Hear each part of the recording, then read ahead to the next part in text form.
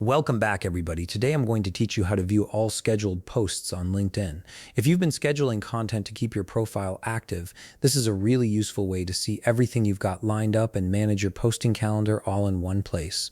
Let's walk through it step by step. First, open your browser and head over to linkedin.com.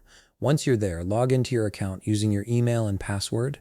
Make sure you're signing in with the account where you've scheduled your posts, as you'll only be able to see content planned for that specific profile. After you've logged in successfully, you'll land on your LinkedIn homepage where you can see your feed and connections. Now, look for the option that says Start a Post. This is typically located near the top of your feed, right where you'd normally create a new update or article. Go ahead and click on Start a Post to open the post creation window.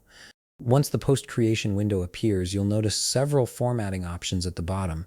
Look for the clock icon among these options. This clock icon represents your scheduling feature and is the gateway to managing all your planned content. Click on the clock icon to access your scheduling tools. After clicking the clock icon, you'll see a new option appear that says View All Scheduled Posts. This is exactly what we need.